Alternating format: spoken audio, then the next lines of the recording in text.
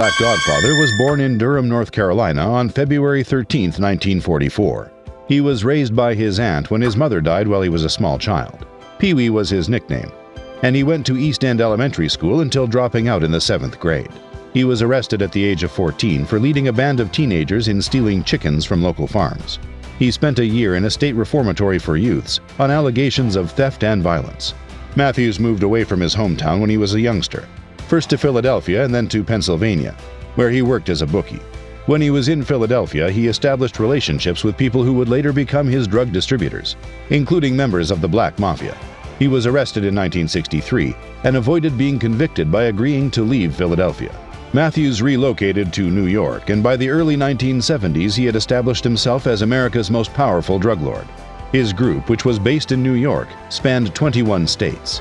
He was the only black mobster that was connected to the French Connection heroin pipeline. As he developed his empire, he also battled radical black Muslims for dominance in the streets of New Jersey and Philadelphia. Matthews was dubbed a pioneering behemoth in the heroin and cocaine supply industry by the DEA, and the IRS estimated that he made more than $10 million in 1972.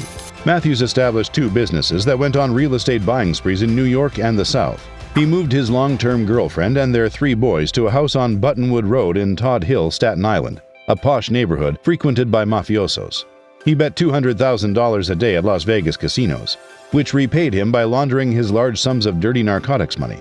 He also enjoyed sitting in the front row of high-priced contests.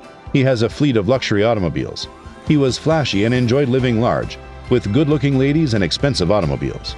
His drug business was so successful that in 1971, he was able to build a 9-room, $200,000 mansion on Todd Hill at 7 Buttonwood Road.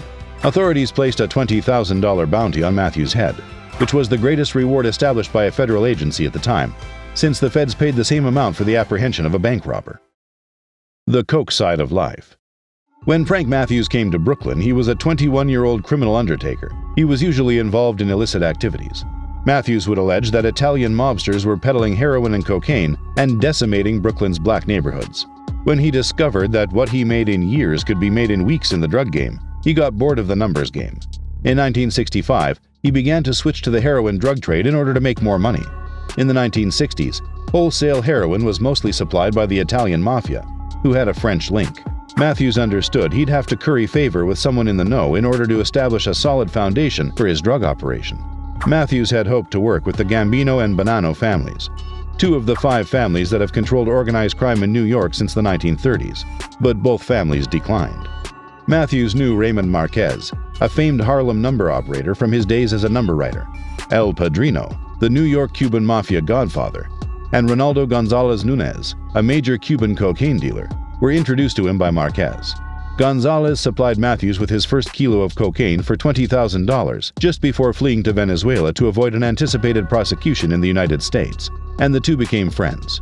He promised to supply more in the future, with the exception of Luis Carrillo, to whom the Italian crime families entrusted New York's heroin racket. Matthews despised the Italian criminal families and avoided collaborating with them.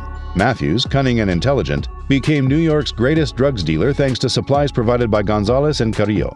Gonzalez was well known to U.S. officials, but Matthews remained unknown to them for some reason. This partnership grew into a lucrative and extensive drug distribution network. Gonzalez began shipping enormous amounts of cocaine and heroin to Frank Matthews from Venezuela. He might have made up to $250,000 in cash. He brought approximately 150 kilograms of dope into New York in the early 1970s. Frank Matthews developed and became one of the largest drug traffickers in the New York drug market within a year after being introduced to the Corsican Mafia. Matthews understood the need for diversification, and he was continuously on the lookout for new sources of drug supply. As long as the goods were legitimate, he was willing to conduct business with anyone. Matthews is portrayed as the new Lucky Luciano of drugs in Donald Goddard's article. As the traditional European-based drug smuggling lines through New York were disrupted, Cubans like Gonzalez assisted in the establishment of new channels through Latin America, with Miami serving as the key hub. From his house in Brooklyn, Matthews managed a narcotics empire, providing most of the major inner-city heroin traffickers with an almost inexhaustible supply. The Matthews enterprise was handling multi-million-dollar heroin shipments by the early 1970s. In 1972, it was reported that he earned more than $10 million. According to the feds, he was in charge of heroin cutting, design, and sale in every major East Coast city.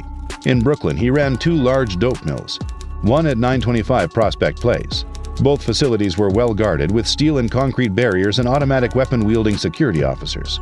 The enterprise was spread to other large dealers around the East Coast, with multi-kilogram shipments for up to $26,000 each kilogram, in addition to managing the retail distribution of heroin.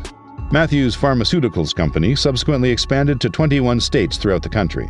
Matthews oversaw a sophisticated operation that brought pure heroin from Venezuela in 50-pound lots to Atlanta and Boston, sprinkling white powder over Bed-Stuy and other black neighborhoods. Hey guys, The unsolved mystery. Matthews' life began to disintegrate in the early 1970s, courtesy of a Brooklyn neighbor who was a New York City police investigator. While observing Matthews drive luxury automobiles and be visited by individuals bringing paper packages at all hours of the day and night, the detective became suspicious. The cops checked vehicle plates and discovered that they belonged to narcotics dealers, but they had no evidence against Matthews. Frank Matthews summoned key black and Hispanic drug traffickers from throughout the country to a conference in Atlanta in 1971. The feds were informed of the meeting and kept an eye on those who attended. The meeting's purpose was to figure out how to import heroin without involving the mafia. Those in attendance decided to forge greater autonomous bonds with Corsicans and Cubans. They opted to use coke in their operation since it was becoming widely available. Prior to this, the Italians had complete control over the importation and sale of drugs, and hence on who could and could not progress past them. Other dealers were now starting their own businesses. Previously, the mafia controlled the business while blacks sold and consumed drugs in their cities. Currently, black dealers have formed contacts and have taken control of their own territories. This ultimately grew to include not just blacks running the organization, but also local gangs of black people assassinating out-of-town black suppliers, attempting to maintain control over their territory from afar. On Easter Sunday in 1972, Matthews battled with the Black Mafia in Atlantic City, New Jersey, where the Black Mafia assassinated Tyrone Palmer, also known as Mr. Millionaire. In Philadelphia, he was Matthews' major contact. He was killed in front of a crowd of around 500 people at Club Harlem.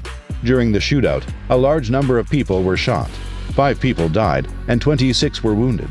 No one has been charged in connection with the shootings, and no prospective witnesses have consented to testify. The Black Mafia also assassinated 3 of his best troops in the city. During the Muhammad Ali vs. Jerry Quarry boxing match in 1972, Matthews organized another drug dealer meeting at the Sands Hotel in Las Vegas. The feds were given permission to tap his phone lines after the meeting, and he was captured discussing his narcotics operation. In Florida, he was charged with attempting to sell 40 pounds of cocaine. Investigators discovered a massive heroin packaging business during a raid at one of his narcotics laboratories, the Brooklyn drug lab known as the Ponderosa. Police discovered envelopes that were ready to be filled with heroin. Matthews was detained in a Las Vegas airport in January 1973 on charges of tax evasion and drug distribution conspiracy, as he and his girlfriend, Denise Brown, were ready to board a flight. Matthews had made several visits to Las Vegas in recent years, taking bags full of cash to be covertly laundered at casinos for a cost of 15 to 18%.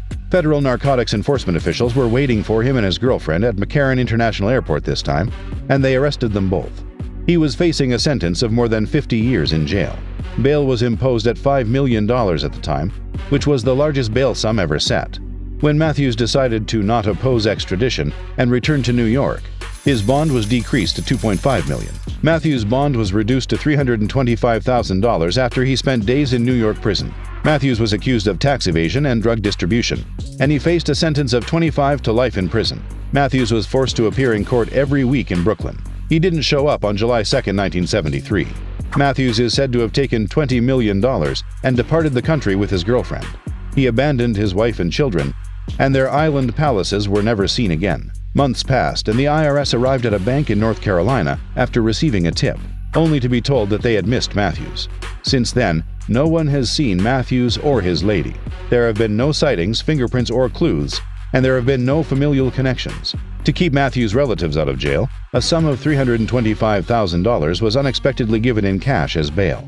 The feds offered a $20,000 reward in 1974 for anyone willing to snitch on Matthews or provide information leading to his arrest. It was the largest prize at the time.